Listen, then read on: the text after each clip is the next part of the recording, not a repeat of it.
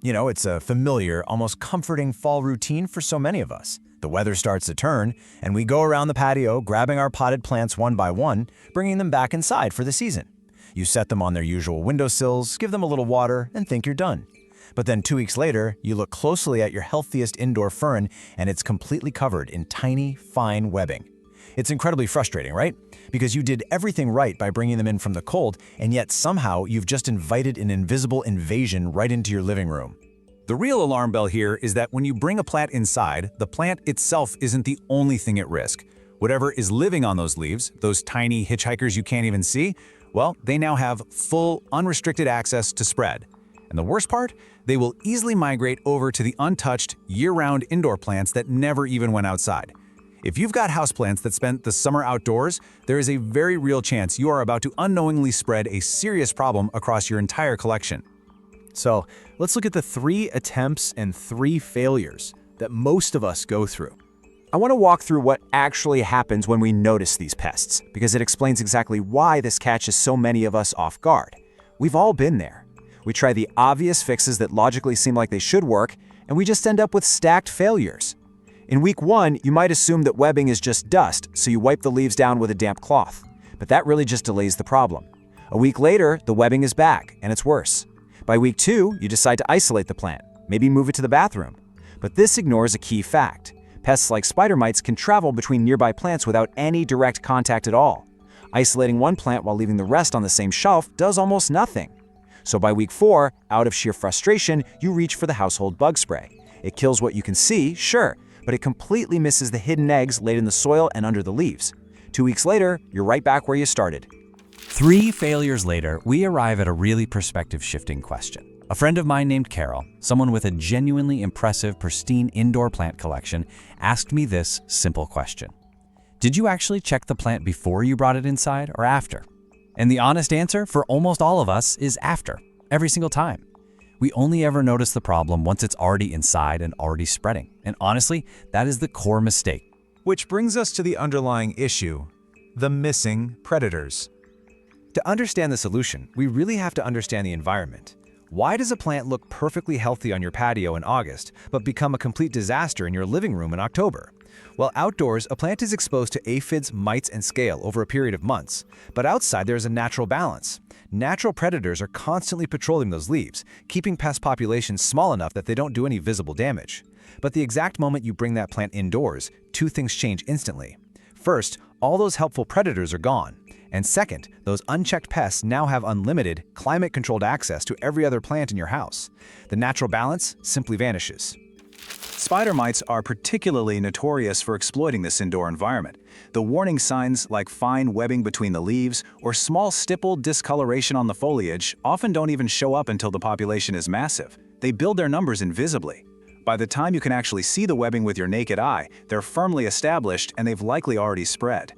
This is why waiting until you see a problem is just too late, and why early proactive screening is absolutely crucial.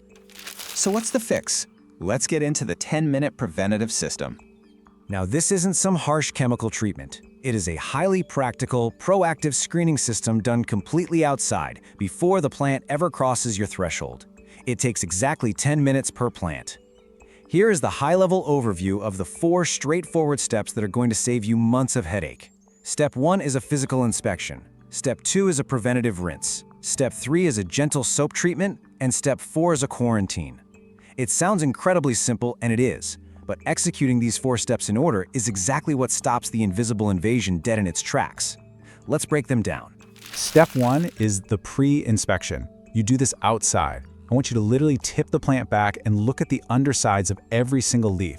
Look in the tight little crooks where the leaf meets the stem. Check the surface of the soil. Take a moment to really, truly look. You are checking for tiny, fine webbing. You're feeling for sticky residue, which is a classic sign of scale. You're looking for little white cottony clusters that mean mealybugs are present. Take your time and just look.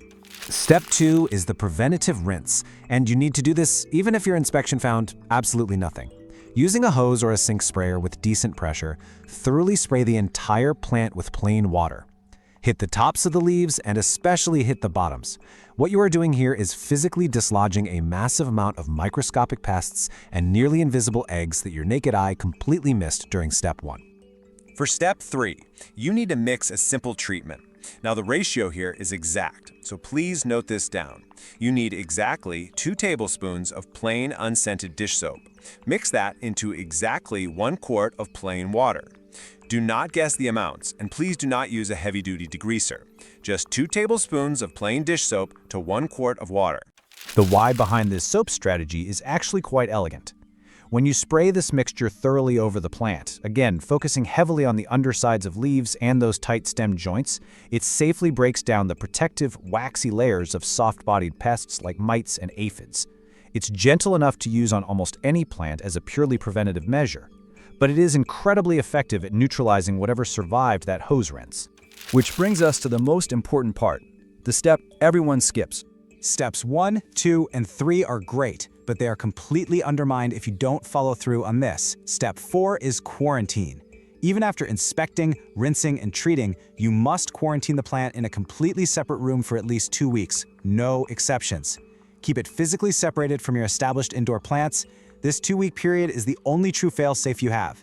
It guarantees that if a single microscopic egg survives the soap treatment, it will hatch and become visible to you before it ever has a chance to come into contact with the rest of your collection.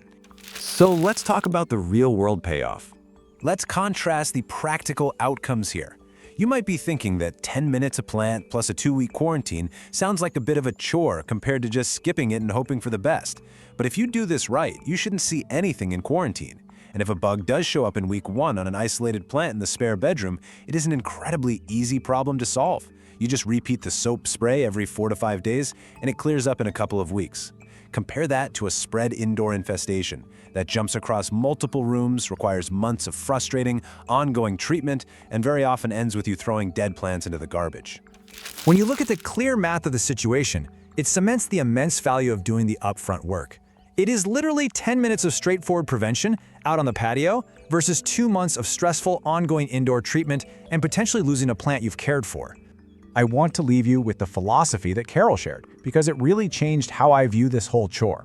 She said, the plants that summer outside aren't doing anything wrong by picking up a hitchhiker or two.